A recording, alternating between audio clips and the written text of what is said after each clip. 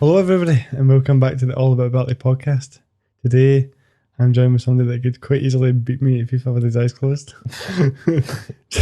James Toland. Now, James, it's great to have you. It's been a Good to be here. It's been a long time coming.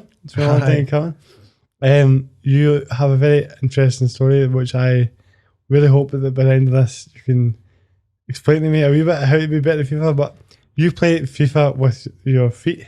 Yeah, that's right, aye. And I've been thinking about where to start this conversation, right? But before we go completely into the game, I've spoke a lot about on this podcast about the idea that with disabilities and things like that, you don't really have people to kind of look up to or role models to think I can do this or I can do that. Like, for example, the last podcast I done was talking to Sanjeev Man about how he got into music, and there wasn't really anyone from a musical standpoint to look up to and think he could do it as well, because we don't really have those kind of people. So that particularly holds true for somebody that doesn't have any arms that decides to play FIFA. Mm-hmm. So where did the idea of even just using your feet come about? Well, first of all, I'm delighted to be here. Thanks very much, Kieran. I appreciate it. Just for the listeners and the watchers, I was born with TAR syndrome, so it's thrombocytopenia ad radius, easy for me to say, and it's like a blood condition, so it affects your limbs and all types of things, really. So from a young age, I love football, loved it, but I wasn't like Maradona or Pele in the football field, right? So, and all my friends used to play like FIFA, but back in the day it was Pro Evo. Back in the day, that was the game. And it was either I had two options really, Kieran. I had to just sit there and just watch my pals do it, or try and do something different and try and work with what I had, and what I had was my feet. So, and also from a young age, I was like encouraged to like have my socks off all the time, like just do things with my feet and type things, because I couldn't do it with arms. Like I said, like you said, I've got no arms. So it was just really basically adapt, mate. Do you know what I mean? So instead of watching them and just feeling sorry for myself, I decided that I'll try and do something about it. Amazing, mate. I can really relate to that because, I had the exact same thought when I was younger, and I decided to play football in goals on my knees, which was kind of crazy.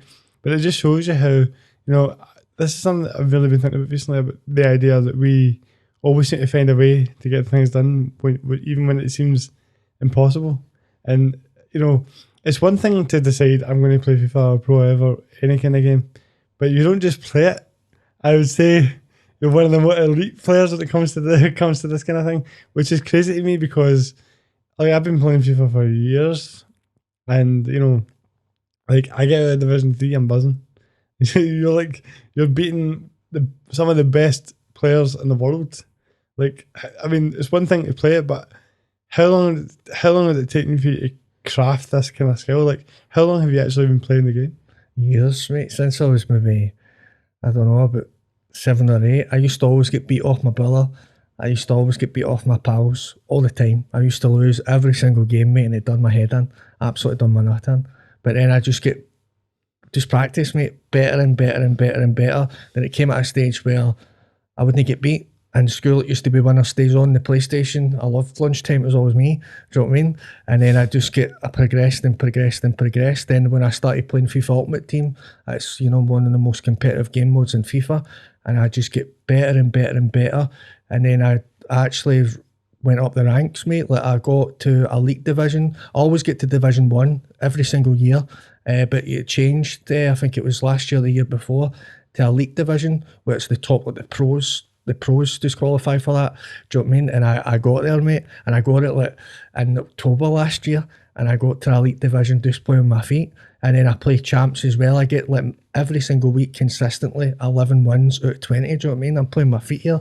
And then this year I got to Division 1, which is still remarkable, but I still want to try and get to Elite. I will get there. And then you do like during the week here, you do foot champs qualifiers. That consists of 10 games. You need to win a minimum of 5 games, I think it is, to qualify for foot champs at the weekend, which is called the Weekend League. And I get, just last night there, I won 9 out of 10, mate. I only lost 1 game. Wow, man. And what you said about the fact you used to lose all the time. All the time. It's a really kind of interesting lesson in the fact that, we tend to, when we're not good at something, a lot of people will maybe throw in the towel with it and be like, I'm not quite getting this. But it's that message of, you know, if you keep going with it, you'll get there. And you've obviously done that and got to like an elite level. But you were talking about playing at school and like how you would lunchtime was the best because you were like able to just play all the way through because you've won all the games. But what was the reaction like just from, and you know, at that kind of young age in school when people were like, this guy's playing with his feet? Like, did that help from like a social standpoint? Aye, mate, it was. It isn't like it was in like right now when I'm 33 and you get a nice reaction, but social media is a horrible place. But back then in school, like, oh, just positive, mate. Just like people were just couldn't believe it, and then some people just I didn't mean to take them into them, but I didn't even think like when I'm playing a pal in the house or whatever, like I would sit and eat a packet of crisps or something. And then as I got older, like I would smoke a cigarette, I would have a beer in one hand, and I could still play. Do you know what I mean? So I could play. Not only could I play it and win playing with my feet, but I can also drink and do whatever and eat at the same time. I used to, when I was younger, I used to have a wee table, and it would just go over my knees, and I would play my mates, and I would sit and eat my dinner and still beat them. See, I've never had that. I've never had that skill set. By the way, it's just occurred to me this logo's still on this. I don't know if that's in the shot, Paul, but I'm sorry to kind of cut the conversation there, but I was like, I was realising, I was like, that's not my face.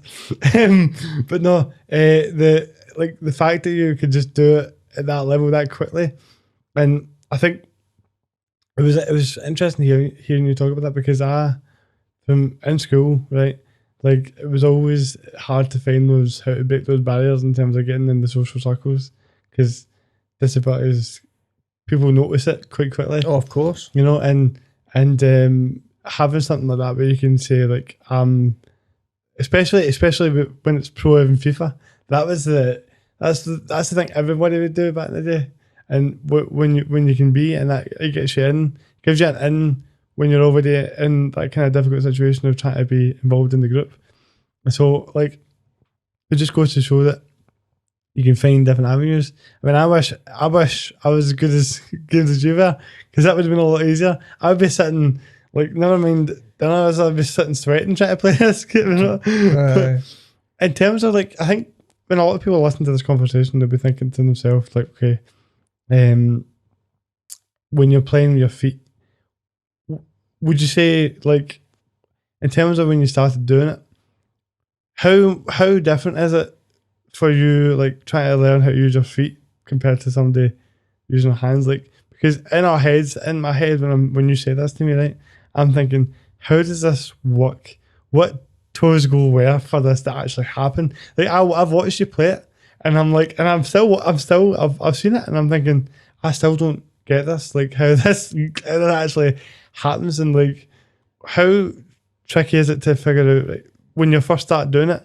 Like, it's a difficult question, because when people ask me about being in the wheelchair, I always say like it's all I've ever known. Aye, so totally. You never really think about it. Totally, definitely. But in terms of actually figuring out, like, okay, how am I going to use this controller? Because the first thing I said when I told somebody you were coming on, and the first thing they said to me was, did they use a different controller? Mm-hmm. But are you still using the same equipment? It goes back to what we said earlier, Kieran, just adapt. Basically, you either give up or you just keep going. Resilience, do you know what I mean?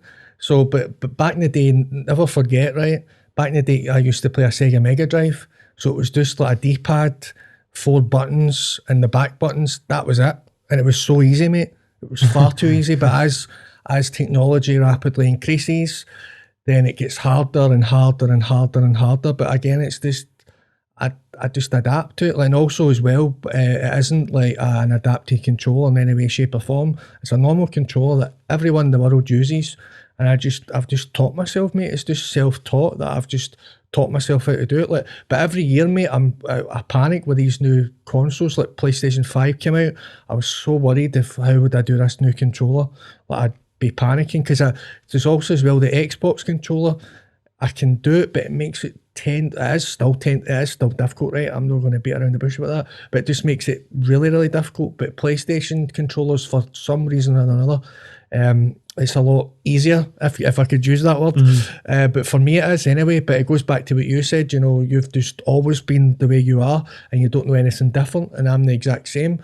But it's just for the love of football and just pushing on, mate, and just going for it. It's just the only way I can say that is just self-taught and just practice, mate, and just practice and practice and practice. That's it. That's amazing. It's like, what's that saying they use for like golf? It's like, you don't practice till you can do it, you practice till you're, it's like, oh, I'm getting that wrong. I'm trying to think of what it is. But it's the idea that, you know, people will practice till they can do something rather than they can practice till the level of which it's like, they're at a point where it's not, they can't feel because they're just, it's so instinctive, it's such a high level. Second nature. I think, what is it? My dad said this to me recently. It's like somebody said to a golfer or something, it's like, you're getting quite lucky at that. And he goes, it's funny that the more I practice, the luckier I get. Aye, definitely. Well, thank God I'm not a golfer, mate. Well, between the two of us, we'd have one hell of a handicap. Aye, that's right. Aye, we would. Oh, usually it doesn't open up as well as that. Oh, that's good. That's good. But no, you were talking, so it's really cool to hear that it was like something that benefited you during like the high school years and early on. And just to touch on the controller situation, like, because I've already, you know, there's going to eventually be a PS6 and all that kind of stuff. Do you think that that's something that, you know, FIFA and EA Sports and that should take into consideration when they're designing these things for people with disabilities? Totally. The big logo, it's for the players. So it's just because I'm disabled, am I not a player? Do you know what I mean? So they need to, we're going in the way the world's moving at the moment. There's a lot of more awareness now for all genders, all races. Why shouldn't we be any different? But what is, I'm not saying because I'm disabled or you're disabled, we demand this or we think we're better than anyone else. No, not at all. It's just equality. Do you know what I mean? Just give us another option and we can choose. Do you know what I mean? Yeah, because you would think the point now with the technology that where it doesn't need to be the same controller for everybody. I mean, I know it has been that up until now, but in the sense that like you would think that, because obviously you're at a high level and you've played it for a long time and you know how to get there, but in terms of somebody's struggling with certain things using their feet, maybe it's worth the idea of like actually creating a specific controller to make it easier for them to learn that. Aye, I think private ones are going down that route now with different things. But yeah, definitely. But to be honest with you, Kieran, even if I had an adapted controller, I don't know how that sounds, but I don't really think I would use it because I love the challenge, mate, and I love like your first question is about the controller. Like you're trying to figure out, is this a normal controller? Do you have any adaptations whatsoever? I think that's brilliant, mate, that I can actually do it without anything whatsoever.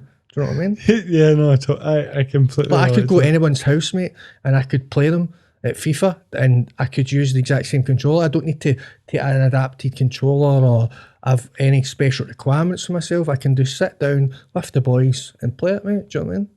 Because no, exactly. I think that's brilliant because it's exactly the way that I think about a lot of things, and it shows people that you can, like, because you know as well as me, and people will look at you and they assume you can't do these things. So it's always a very satisfying feeling when you can actually be like, no, I'll scalp you at this game. Like, don't think I can beat you at this. Like, that is the kind of thing. But we're talking about, like, obviously, I don't think there would have been somebody for you to be like, oh, I can do it because like I can do it. So you had to sort of think about this for yourself and just went. There was no manual, mate. Do you know what I mean? There was no one like you touched on earlier, role model or nothing, mate. I had to just do it from scratch and just self-taught. Do you know what I mean? Everything that I do is self-taught. And it's all about timing as well. I cannot stress that enough. It's all about the timing of it, the buttons to press, like the triggers, for example. I play in a bed, for everyone wondering. I actually play in a bed because the reason it's a lot more beneficial to me because the wee divots in the mattress. So I put it on top of the divot. So it's all so precise. And then I actually push the triggers in the bed. Like even like I know we're talking about FIFA, but Warzone, I can play Warzone. I've had a solo victory in Warzone and 6 kills. It's not a high kill game, but come on, I'm playing my feet here and I'm pushing the trigger in my bed to aim and shoot. And that's what I do with FIFA, with the triggers into like jockey, for example. And also as well, I changed the buttons I have Pro Evolution soccer buttons, square to shoot and things like that, and I changed from the right R2 to the R1 to run, and then the jockey instead of L2 is R2, sorry. And I use some settings in the controllers where FIFA guys would know this. Would you change it to, what did I change it to? I changed something in the settings for the trigger that I can do it really, really quick with the right analog stick. So it's all different tweaks in the controller settings that help me. But I play it with the exact same settings as everyone else. I just tweak them. Very precise. You're going to need to give me some tips, man, because I'm listening to this and I'm going, like... Thanks, mate. Do you know how long I've tried to get good at this game? I mean, even Warzone and stuff like that. Like, to me, that seems almost trickier because you get the aim of the gun and things like that. It is. It's very, very difficult, mate. I couldn't play. I played some shooting games when I was younger, but I couldn't take it, Kieran. It was too frustrating, mate. It was to the aim and the shooting, because all these like first-person shooters, for example, it's too hard, mate. I just couldn't do it. And then during lockdown, it was lockdown when Warzone came out, and it was a free game. I thought, right, okay, I'll give this a wee go. Then all my mates are playing it. I was like, right, okay, and then it's just practice, man. Do you know what I mean? No, it's amazing. But I'm like, I don't want to beat around. I don't want to be arrogant here, but I'm truly amazing at FIFA, right? but I'm terrible at Warzone. I can get a win out of like a million games, but I'm terrible at Warzone. But I can still shoot. I can still get kills. Do you know what I mean?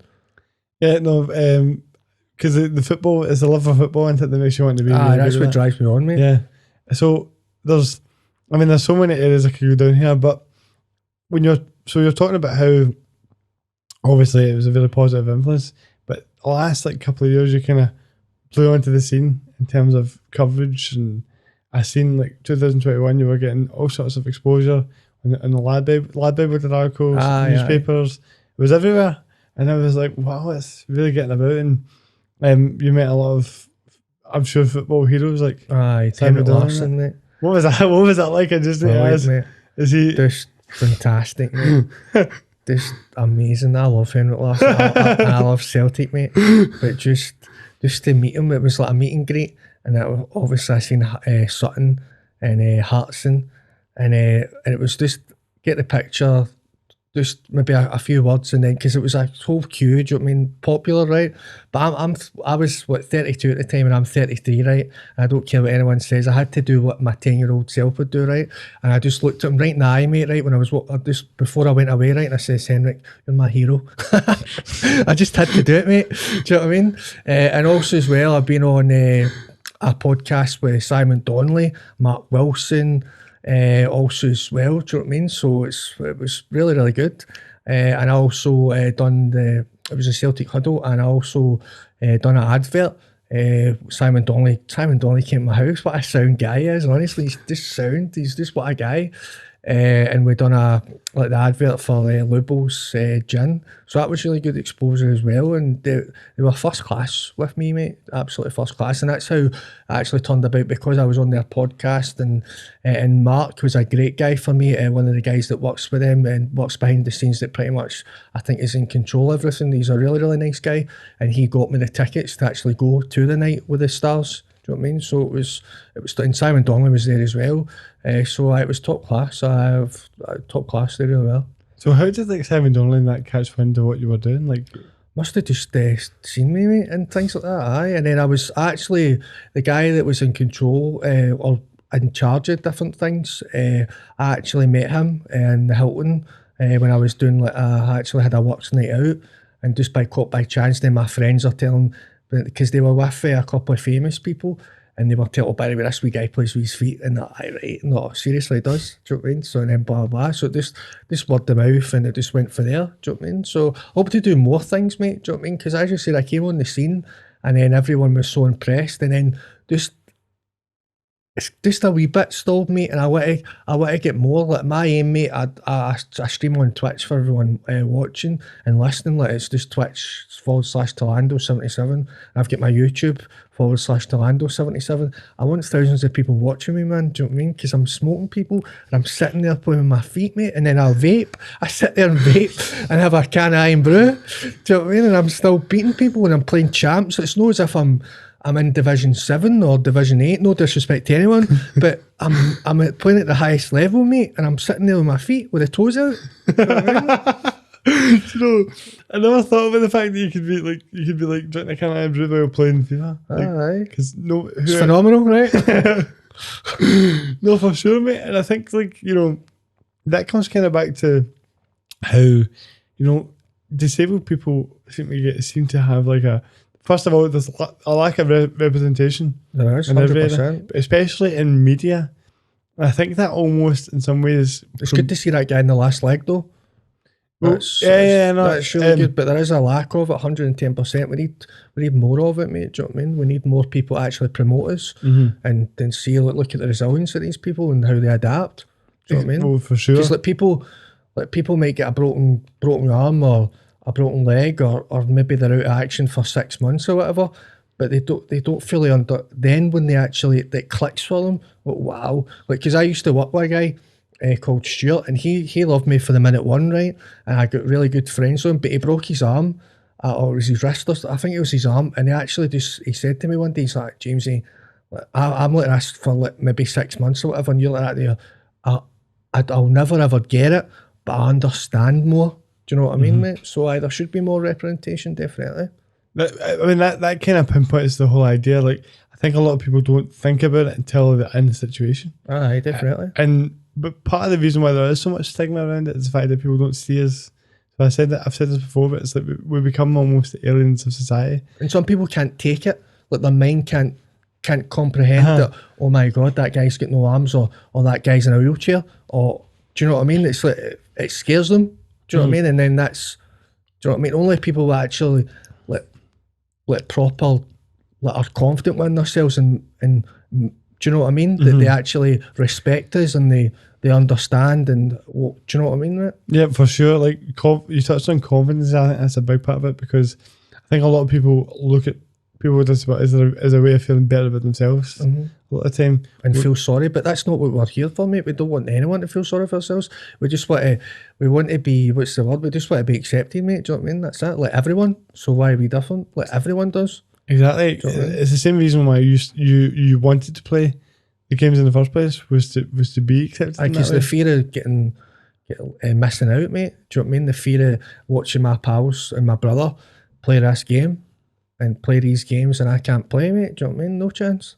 Because they're going to skin me in the football pitch, definitely, but they're not going to beat me at, do you know what I mean, in a video game. Exactly. And that, you know, I think the important point to that is that it shows people that we have the same want to be the same as everybody else, and we have the same want to be part of something. And I think that it's often like, oh, look at these people, they're so inspirational. But that's good as well, because we do inspire a lot of people, mate. A lot of people in my stream, like, I really, like, a boy, like, just says, like, seeing you, mate, just proves to me anything's possible in life. Do you know what I mean? So it is good in that way that we inspire people, because that's what you want. You want to inspire people, 110%, but we need to be part more of the whole conversation. Do you know what I mean, Kieran? Yeah, well, no, I totally agree. Like, it does definitely has a positive impact. I think that's, you know, part of the reason. So you're talking about how you were getting all this coverage, right? I think people look at it and they go, this is getting this coverage because this guy is amazing at FIFA and he's playing with his feet. But then it's one of those things where you were saying how it's died down a wee bit, and I think part of the reason for that in some ways is that eventually the kind of what would you call it, original sort of boom comes from the shock value of, this is amazing, this guy's doing this, like what is this? It's amazing he's doing this. And then but eventually you want it to become, it's not about the shock value, it's about the fact that actually this guy is really, really, really good at this. Thank you, mate. Do you know what I mean? It's like top level elite. So what I'm saying is, like, there's a lot of situations where the coverage needs to become more about your skill level and less about how you're doing it. Now, how you're doing it gets you in the door, but I'm saying the way that, because no one else could do it, Kieran. No one else could play with their feet, mate, and get to elite division. Well, no chance. If there's anyone out there that's playing with their feet that takes that as a challenge, then I'm sure they'll be listening to this. So We'll see. We'll see. No, but exactly, it's amazing, mate. But what, it's the idea that we're often looked at for our disability more than we're looked at for our talent. Aye, of course. And I think that when we talk about media coverage and things like that, it's always kind of, not just in this situation, but in all situations, it's more like, look at this incredible thing this person's doing, and then you get coverage for a certain amount of time, and then regardless of their level of ability that they're actually showing, it sort of fades away. But the whole point of podcasts like this and different conversations like this is saying, well, look, there's more to us than that, and we need to be looked at as more for what we can do rather than for what we can't do. Exactly. Aye, definitely, mate. All about ability, mate. That's that. That's it. 100%. Aye, definitely. But another side of the coin, I wouldn't play FIFA with my feet if I didn't have a disability. Do you know what I mean? So I totally understand, but like, it's more about what we can do. 100%. Exactly. But I mean, the thing is, though, is it's that idea that a disability isn't a bad thing, and that's what we're kind of trying to get at, is the idea that we don't have to be seen as a negative thing. Like the perfect example is my mate. Can my mate play FIFA with his feet? No. Is he disabled? Do you know what I mean? Well, it's just, if you play devil's advocate, mate, just for that tiny wee setting. Do you know what I mean? That's exactly what it is. It's like because you could say that. Fair enough, I can't button a shirt, but do you know what I mean? It's the same logic, 100%. That's a really good way of putting it, because we're disabled in essence by our surroundings and what we have to use, rather than, it's more about how the world sees it rather than the way that we're actually designed. I mean, the example that I always like to use is like that movie Elf, where he goes to like a perfectly able human goes to the North Pole, and he's trying to fit in with the elves. He can't, because everything's too small. Like he's by our definition, he's fully able, right? Will Ferrell's fully able, right? But he goes to the North Pole and he's trying to get. He's surrounded. He's trying to make toys, but he can't fit in. Then he's trying to do this, but he can't fit in there. And it's because the surroundings that he's in aren't designed for him, despite the fact that he can do everything that an able-bodied person, by our definition, can do. So then it just comes back to the fact of, how do we actually define what is able and what is not? Because like you say, you can play FIFA with your feet, but your pals can't play FIFA with your feet. So then are they not technically, in that sense, the same? They're enabled. Exactly. So I definitely. So it's, there's a broad spectrum, and I think that making people aware of that is something that is very beneficial. But you were talking, so as we fast forward a little bit, you get all this coverage and there's this sort of big boom. With that, you must have been feeling a lot of positivity in some ways, and it must have been difficult to wrap your head around, like meeting people like Simon Donnelly and just being like, I can't believe this is happening. First of all, how did that feel? But then going from that, I'd imagine that as things started to get bigger, there was also some negative feedback, because like you were saying, online can be a tough place sometimes. It was horrible, mate. Like that, I think the Lad Bible or Sports Bible, it had over 1.3 million views at one point.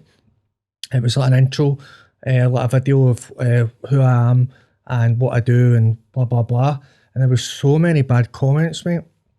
Just unbelievable, and things that I've heard before, but it was always of a case that it's online, there's no consequences. And my biggest regret is, Kieran, is that I just ignored every comment. And also online, I just ignore. Over the last 2.5 years, I just ignored it all. Like, for example, in school, the only reason I survived in school, mate, is because I'm quick-witted. I had good pattern. If anyone said anything to me, then I'd 100% like destroy them with my mouth, mate. I would just completely, do you know what I mean? But online, I didn't do any comments, and I didn't reply anything or nothing. I just let it go, because I thought it was the right thing to do, to just ignore it. But I feel that wasn't the right case, and I should have maybe not just used wit, not attacked anyone, or just defended myself, really, like I would have done if it was on the street, or if it was in school and work or college, whatever. But I didn't, man. Do you know what I mean? But it put me in a dark place, mate, and I don't really like to talk about it. But another side of the coin, because I'm speaking to yourself and you've got a disability as well, you understand these type of things, so I'm quite comfortable talking about that, because you would get the exact same, if I'm being brutally honest. But it's just one of these things, unfortunately, mate. It was horrific. It was absolutely horrible. The comments and people what they were saying. You just need to be alright. Do you know what I mean? And it's just so many things I could say, mate. It's horrible.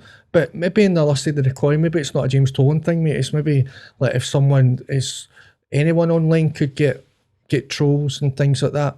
But the things and just about the disability and this and that, and it was horrific, mate. It was horrible, and it put me in a really dark place, and I get very depressed, very very depressed. I think it was just the worst thing for me. One, there was no consequences to it, because in the past, if anyone, there was consequences, but there wasn't. Do you know what I mean? So that sent me in a spiral, really, really, really bad. And my biggest regret, Kieran, is that I didn't really, I just ignored it because I thought it was the right thing to do. But if it ever happened again, which probably is, I wouldn't reply to every thousands of the comments, but I'd certainly reply to a few. Do you know what I mean? Well, listen, if anything that happens again, I'll take my foot plate off this chair and we'll go find them, right? we'll go take their arms off. Give them a game of golf.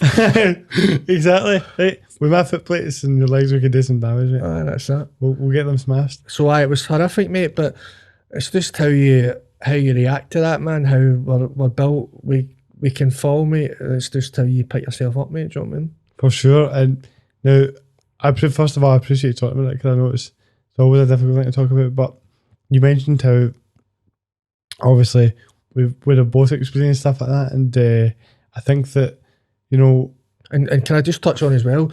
Again, we don't want any sympathy or whatever. We just want to make people aware of it. That yes, there was loads of excellent comments, brilliant and all that, but the negativity always goes to that front row of your mind. Do you know what I mean, mate? And it's tough to deal with. And then like your family members, your friends are delighted for you, proud of you and things like that. But and also as well, you're a wee bit embarrassed that you've got all these, fair enough, it's brilliant having all the views, but then all the comments, all the it's a bit embarrassing, mate. Do you know what I mean? No, like that is a natural. And then your pals are fighting your battles, and whereas you should actually say something, but you're in freeze mode. What I was personally, I don't want to react to this. I don't want to let them win, but do you know what I mean? So do you know what I'm saying? Well, I want to touch on the fact that you said that you regret it, like you've regretted. I know saying it. But I think that part of the reason that happens is you're just so.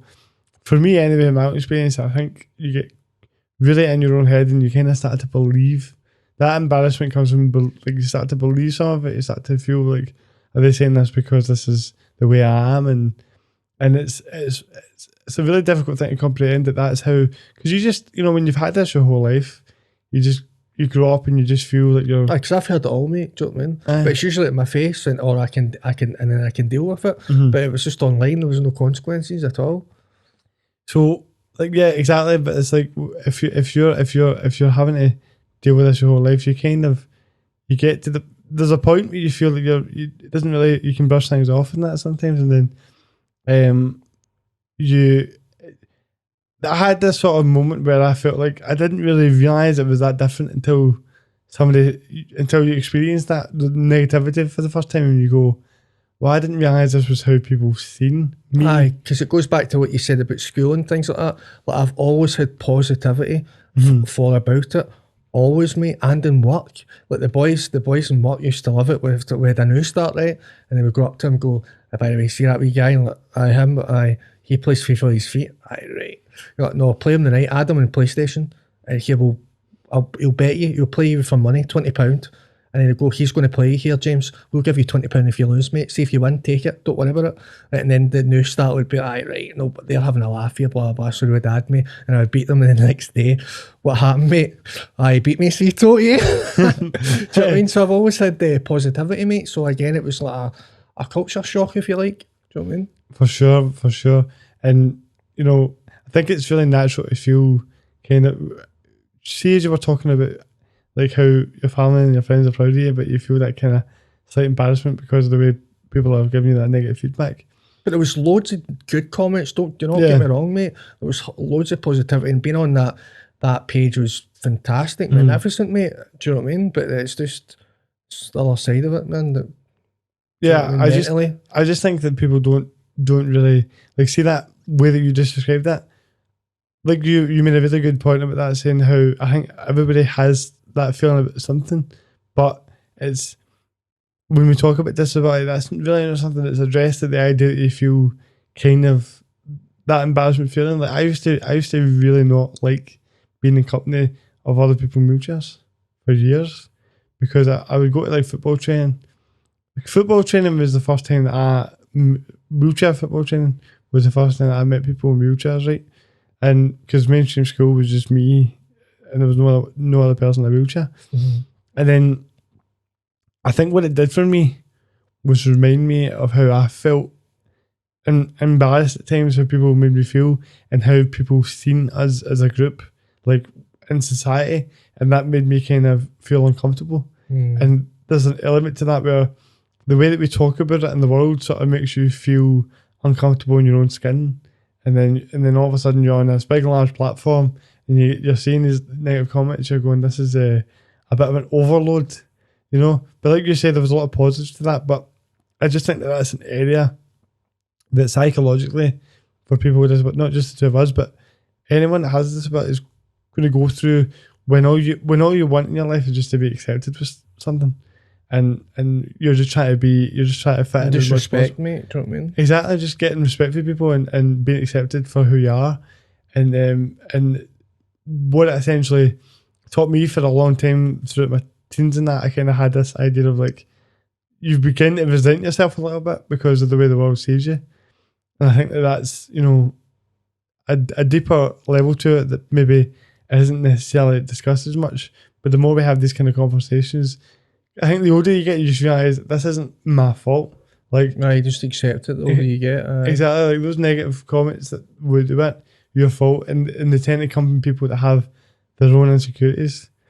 Because everybody has something that's bothering them about themselves. Aye, that's it. Everyone's fighting their own battles, do you know what I mean? Mate, we all want what we can't have, but see when you're talking about how that was affecting you that way, when did you start? So what is it necessarily that you did to deal with that and push forward? Because you're talking about how you want to get back out there and you want to get more eyes on you. So do you feel more prepared for that? Aye, totally. I feel more prepared, and I always in the back of my mind, I knew it was going to happen, mate, 110%. But I really did. But it's just knowing something and then it actually happening is two different things, mate. And then actually, when it did happen, and then like I said, I froze, mate. But I feel I wouldn't really freeze again, and I would just use my quick wit like I do on a normal basis online, really, to be honest with you, mate. Aye, so I would feel definitely, and I really do want more eyes and ears listening to me and seeing what I can do, mate. Because what I do is, do you know what I mean? No one really can get that what I do, mate, with the highest level possible. Do you know what I mean? And I'm sitting there, so I would love it, mate. Aye, definitely, and I'm more prepared now and more. The only word I could really use, Kieran, is I keep repeating myself, prepared, mate. You know what I mean? For sure. I mean, I completely agree. I think that as well, by you doing that, you know, everybody always says, if you're loved and you're hated, you're doing something right. Aye, totally. Anyone in the spotlight is going to get a certain amount of negative feedback because there's always going to be a certain amount of negative people. Mm-hmm. But we talked about, you know, role models and having somebody to look up to and aspire to. You know, does it ever occur to you, like, the idea that, you know, there could be somebody with no arms watching you going, I can do that now? I'd love to be, mate. Definitely. I'd love to just be like that and just make them think that, because I never ever didn't care what anyone thought of me. I taught in a social thing or in school or whatever. It was just when online, it just for some reason or another it affected me. But you just need to focus, stay in your lane, really, and just anyone with a disability, your biggest weapon is your mouth. So you need to use it, and you need to just be confident. And it's like poker, mate. Sometimes you just need to bluff. If you're ever in a situation and whatever, sometimes you just need to bluff and just take it as it is, mate, and just go for it. That's what I done. You know what I mean? What kind of situations have you bluffed yourself out of? There's different things. It's just I don't really know how to do it. I wasn't expecting you to go, can you dive into that one, James? Do you know what I mean? But everyone can use their own imagination, but it's just you just need to be confident within yourself and just don't really focus on your disability. Focus on what you can do right, and just take it from there. Never think what you can't do. Do you know what I mean? I used to grow up with mum and dad and things like that. The word can't isn't allowed. Do you know what I mean? Because there's no such thing. And that's what I grew up with. That the word can is not there. Do you know what I mean? So just like that.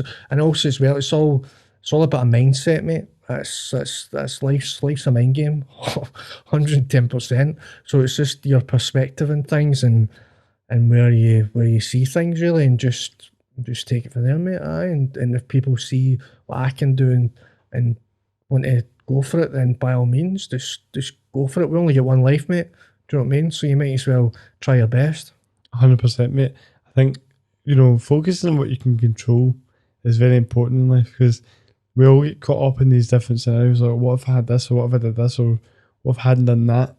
And there's so many roads you can go down, but the only one that really actually matters is the one you're doing right now. And that is something that, for anyone, whether you get this bit or not, taking it day by day, doing the right things, focusing on what works for you, is what's going to get you through difficult times. Because you can wake up one day and feel amazing, and the next day you wake up and you don't quite feel at it, and you're like, how come I felt amazing yesterday but I feel a bit, it doesn't even need to be for a particular reason. You just wake up in the wrong side of the bed one day, you just have some negative thoughts about maybe something you wish you'd done differently, or if something had gone a different way. But back to the poker, right? Like life's a game of poker, mate, 110%, right? Because you can get dealt any hand in poker, right? And if you play that hand right, you can win. Do you know what I mean? So you can win with any situation. It's just how you play it, mate. Do you know what I mean? That right there is a clip, mate, by the way. Tell you. No, but very, very well put. Like, exactly. And we all, it's this mad journey of like, you need to, we all have this like fear of doing things the wrong way, right? Or making those mistakes. But and I personally, we've had slightly different experiences in terms of when I was going through high school. It was a nightmare. Oh, I love school, mate. So you obviously had better part than me, but like, it's the idea that you have to. I've actually lost the train of thought there, but the idea that you need to just focus on. Oh my god, I just totally went blank on what I was saying. But the point is, James, right, is that the poker analogy was spot on, because it's the idea that you can make something out of any situation, and we all have to play the cards that we're dealt, and not give in to this idea that, what I was trying to say was, I've had this really bad habit over the last, basically all my life, of over-analysing everything that I've done and going, I wish I'd done this and I wish I'd done that. But like, you can do that. All you're doing is tune your mind. And the more that you're able to realise that a lot of the times when you're doing that is because of what you've been through in the past, and triggers that you have, and traumas that you've been through, things that maybe what are small things to other people can be big things to you. Everything affects people in different ways. And the more that you can be in tune with the fact that these experiences you have aren't who you are, you can decide exactly who you want to be. Aye, totally. It's like, doesn't matter what happens in your life, Kieran, it's how you deal with it that counts, mate. Do you know what I mean? That's it. 100%. And when you decide, like this new year, right, we're in January right now, and I was really thinking about how much I wanted to say something like this in the podcast, actually, and this has opened up really well for us. Like, when you think about previous years in your life and you go, well, that was a down period and this was a down period, and I wish I'd done things differently this way or that way. But if you can take things that you've been through and learn from them, then every new year, every new day is an opportunity. Every day's a school day, mate. Exactly. To seize it, mate. Seize the day, and go for it, and just say, this can be the year. Like, what if, if you're listening to this and you're going, I've had some tricky times and not really sure how to get through them and stuff. Like, what if you just decide, what if this is the year that you put all that stuff behind you and you go, rather than focusing on what's been before or what's happened ahead, I just take every single day and just put everything I can into it in every sort of sense, and just keep doing that. Because circumstances in your life are going to change. People in your life are going to always, it's like a evolving circle. People are going to come and go. But if you can stay focused on what you're doing every day and know that none of your self-worth is dictated by whoever's around you in your life, and you're able to stay focused on what you're doing, then that's only ever going to result in positive things. You know what I mean? Yeah, So I don't mean to get so. I didn't mean to get so motivational there, but it's been eating at me a wee bit because the end of last year was kind of difficult for me, and it's I've been the master of falling and getting back up, falling and getting back up. But even just in the last, but at least you can, mate. Do you know what I well, mean? exactly. That's the main thing here. Have you actually heard of? There's a guy. Oh, I'm forgetting his name now. Nick. I'll need to send you his video, right? But this motivational speaker that I believe has a similar condition to you, only he has no legs as well, so he has no arms or legs. And he does a speech about how, and he starts a speech on his front, showing them how he can get from lying down to his like up straight. Right. And he's got like wheel limbs in it for his life, so he balances sitting up straight.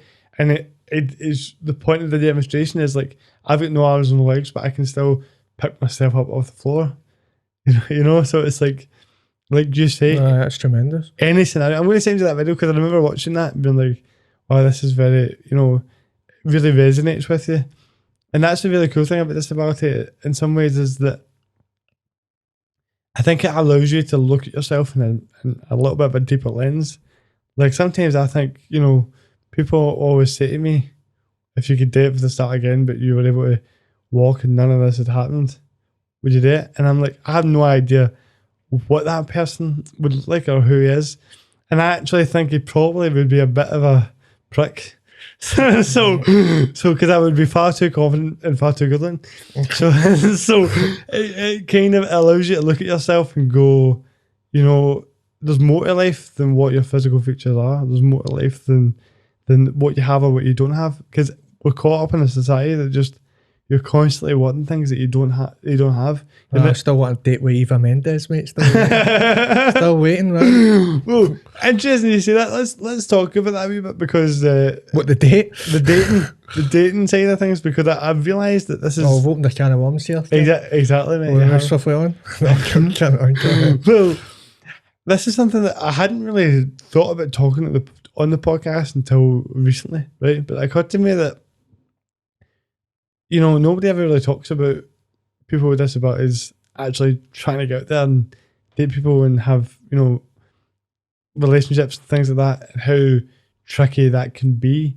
It was definitely tricky for me, and I think there was a lot for me to kind of learn from in the sense of why necessarily that made me feel a certain way. But how when you're like chatting something up for that, like how does that affect you in terms of when you find out or that maybe you look a bit different and you've not got the arms and stuff like that? How? Because normally for me, I just make jokes. I'll just make kind of wheelchair jokes. Like I'll be like, "Oh, I'm going out for a jog today" or something, and then make them laugh. You know what I mean? So, do you use humour, or what is your way about that kind of thing? Aye, well, you need to use humour, mate. 100%. You need to make a joke out of a bad situation and vice versa and things like that. 110%. I wasn't really expecting that. There was one thing that everyone used to always talk about. I used to work at a call centre, and we used to go out every Friday night, right? And there used to there's always that girl, right, that's always superb, right, absolutely fantastic. And then we were out one night, right, and then this guy was talking about the gym, right, and he was chatting her up, right, and I'm just standing there like a spare tyre, and I'm just sitting drinking my drink. I like Jack Daniels, by the way, and I was just whatever, right, he's talking about the gym, and he's working out, he's doing this, right, and I just stopped him, right, and I just looked at the lassie, right, and I goes like, listen, I've got the best handguns, love. Do you know what I mean? So I don't need to go any gym because I've got the best. Do you know what I mean? So, and then it just get talked about all the time and things like that. So you need to use humour, mate. 110%. You need to be quick witted and things like that, and you just need to go for there, mate. Aye, because everyone loves comedy, right? So just need to use it to your advantage. That's a brilliant story, man. Like. Because I think even if whatever you have, whatever situation you're in, confidence is always key. That's it. And I've just realised that this is it's a more important topic to talk about than I realised. I think that the reason why I haven't spoken about that much before is because I myself felt a bit uncomfortable about it. But I think that, like, But that's the thinking. If with people, it's all about percent. If you're uncomfortable with something, then that person 100% is going to be uncomfortable, unconsciously or not. So if you're comfortable about something, then they get the vibes from you, and then it's better that way. Do you know what I mean? Exactly, mate. And I used to, so, you know, me and my pals and wheelchairs would always go out for years before the pandemic, and that would go out at the time. And, you know, I remember like we'd get a few drinks and that, and they would be talking about how, like, oh, we kind of, there'd be times where they would roll up on things and we'd talk about how they'd feel like people won't want to be into me because I'm in the chair, or won't want to be into me because I've got this condition or that condition or whatever. And I'd never really thought about the fact that they would tell me these things until like recent times. And you go, I just feel like that's an area to talk about, because it's like, I want people with disabilities and people without disabilities to know that it's always within you to put, if you're not confident in yourself, nobody else is going to be. That's it, mate. You know? And that if young me could listen to a podcast and hear somebody in a wheelchair say that, it would have changed my life. Do you know what I mean? You're still young, mate. I mean, I'm look, listen, I'm confident as in, because whenever I'm, well, I realise that as well. It's actually what you're telling yourself, mate.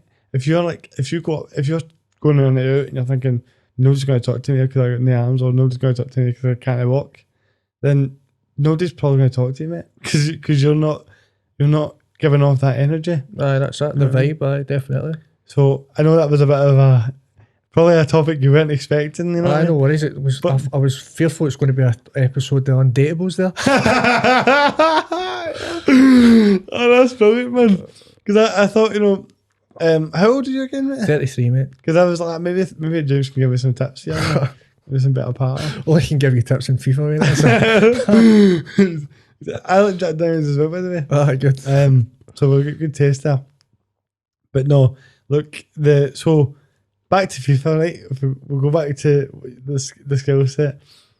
In terms of, see, something that I've been kind of curious about, every time that I get the newest game, you know, I'll get like, they do a new one every year, right? There's always something that's different about it. What, the pitch? That's a wee bit greener? Like, do you know what I mean? They hardly do anything. Hardly do anything at all. It's such a con. Every year we all pay that money for the pitch getting a wee bit greener. What's that? No, for us average FIFA players, right? I notice like we differentiations in terms of how the ball feels or moves a little bit. It's a wee bit slower this year. 100, but well, not a wee bit, a lot.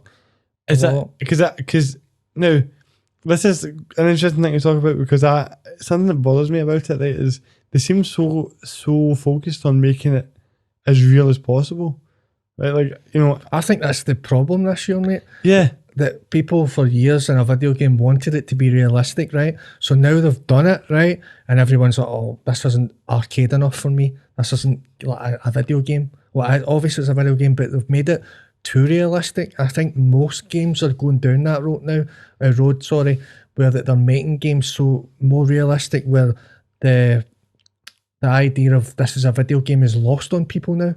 And I think they need to do a full circle. Do you know what I mean? Because like Pro Evo, brilliant game, fantastic. It's a good game, and it was like arcade. It's not that video game vibe. Of course, this year every video game is a video game, right? But you know where I'm coming from. It's just more realism, and it's getting more and more realistic. I don't mind the graphics. Let's have realistic graphics, and by the way, we need to make a huge improvement to Celtic players, but never mind.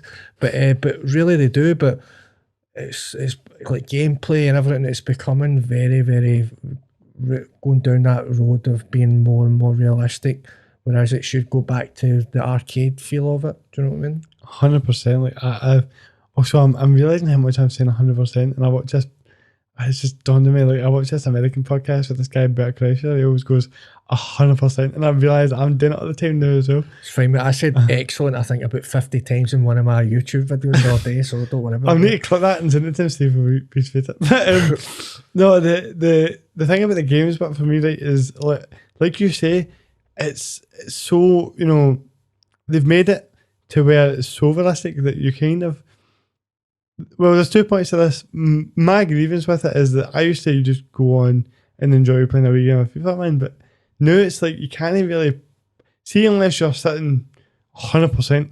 See, like concentrating on it.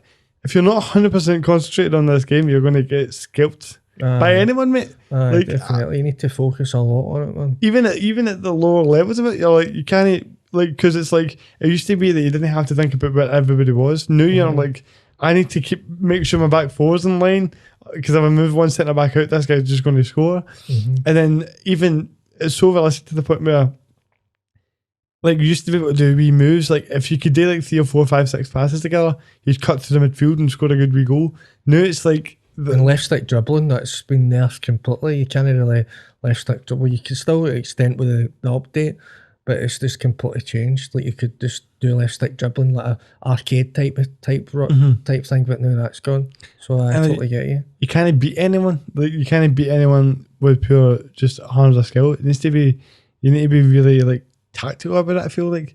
And it's like a game of chess. Half the time I'm like, right, okay, there's nothing on the midfield, I need to pass it back to the centre backs and kick the ball a bit till they move somebody, and then it's all about being patient, man, definitely. Whereas it's like, and listen, like in terms of an elite level, it's always going to get that way, but like the general enjoyment of the game, you're like that. It used to be a case of, it didn't need to be like chess. You could just play the game and they would score goals and you score goals, and people would be like, that was a fun game, man. But now it's like that. Now it's either like you play each other to an 0-0, or you're just getting scalped by somebody. Definitely. I can't deal with it. It's, you know how much that affects your confidence. You're like that. Thought I was good at this thing, man. And but the other point I was going to make is, you're talking about how real it's gotten.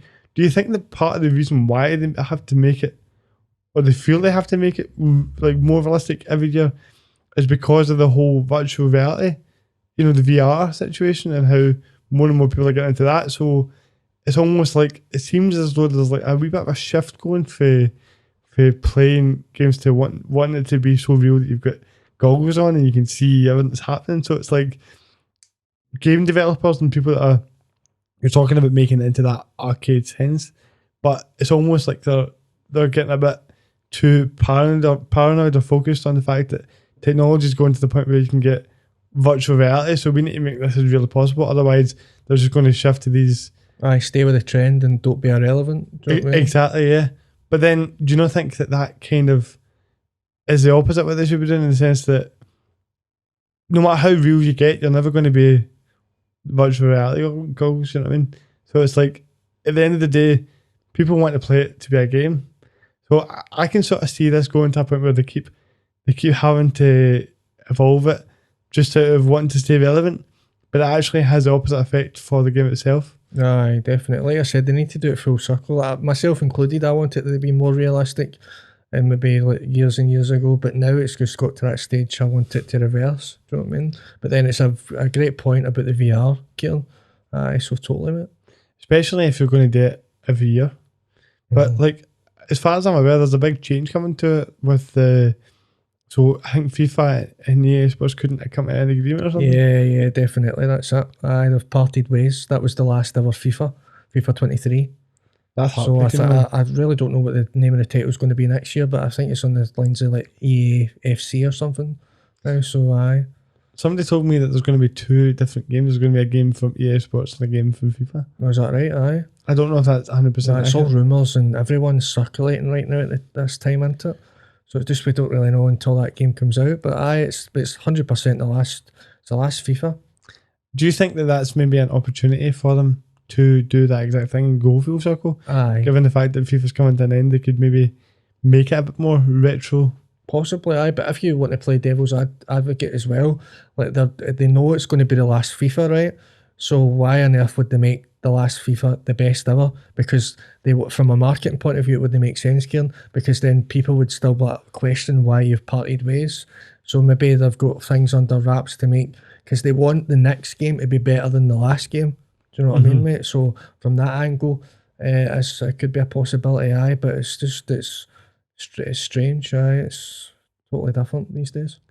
Do you think that they could actually, But also as well, honestly, it fries my mind how there's only, like, football is enjoyed by millions and millions across the whole entire world, right? I've got no idea why there's only one company that does that game. Like, of course it used to be Pro Evo and FIFA, right? But why is there no more than two? And there's only one now, so there's no competition. It's like the gas that, in my opinion, right, it's a terrible analogy, right? But it's like the gas and electricity. You need gas and electricity. In my opinion, I need a football game. So what you call it? Why is it no open to competition? Why is we not get a big six or whatever? Why have we not get more companies doing the game? So whereas with this, they don't have competition, so they don't really need to, they're still going to sell the game. Do you know what I mean? So it just fries my mind how there isn't more than one football game, mate. Definitely, mate. But like, that is, I mean, see, I believe that one of the reasons for that is because of the fact that the branding of FIFA and just having the name FIFA just took the whole market. Like, the whole reason why Pro Live stopped in the first place was because you would have people queuing out the door for FIFA. I queued out the door for FIFA years ago with my pal, and then you would go and see the Pro Evs section, and it was like all the games were still there. Aye, FIFA used to come out first. The branding took over the market. FIFA would come out first, right? And then you would wait, then I would get Pro Evo and I wouldn't play FIFA again. I'd just play Pro Evo. Do you know what I mean?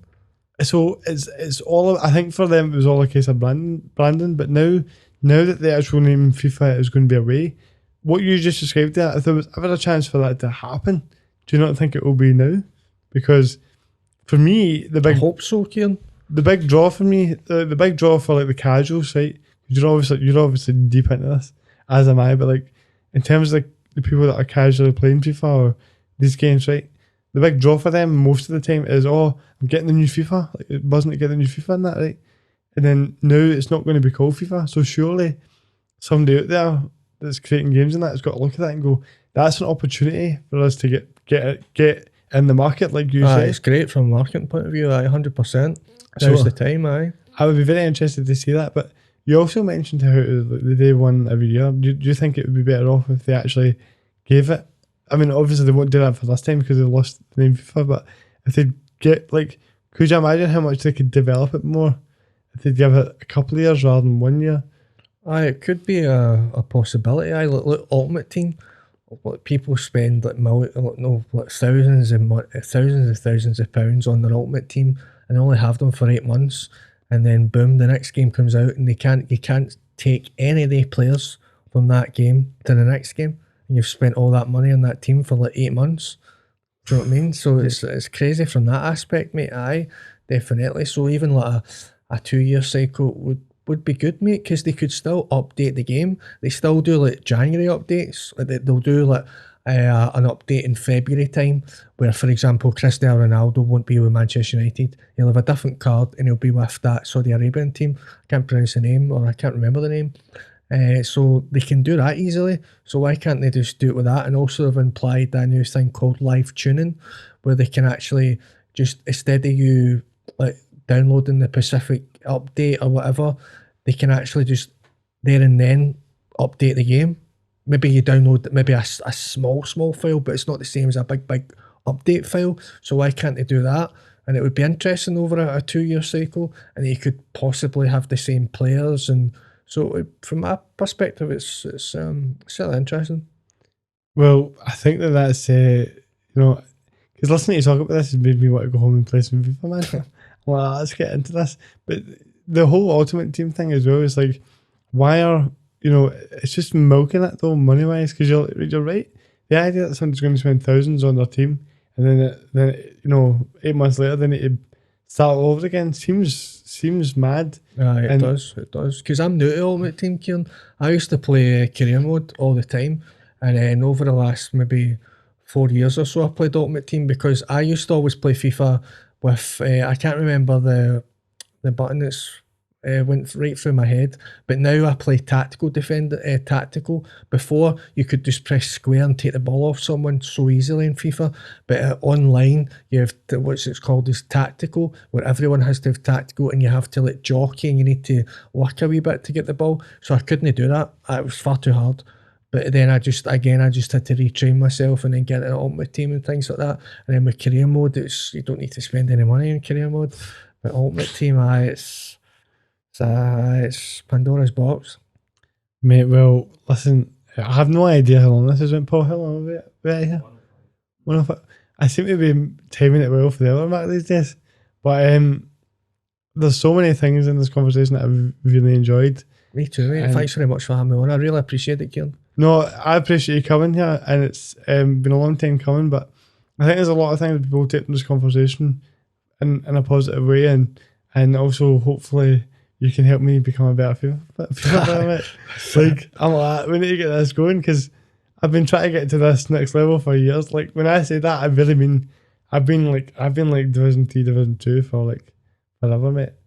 so help me get out. But is there anything you would like to leave the people with, James? Just thanks very much for having me on. And if you find this interesting, please feel free to go on my Twitch, just Twitch/Tolando77, my YouTube.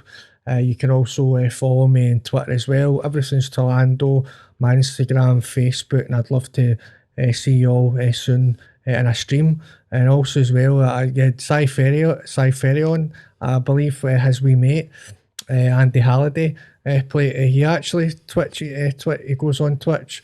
So I'd love if Cypher watching this right now, I'd love to call out your mate Andy Halliday, see if we can get a game, because after all, I play this with my feet, and I'm telling you right now, I'd beat Andy with my slippers on. So thanks very much for having me on, and hopefully that comes to fruition. Challenge has been set out there, Andy. So there we go. We'll see how that goes, mate. But thanks again, and we'll talk again soon, mate. Take care. Thanks, mate.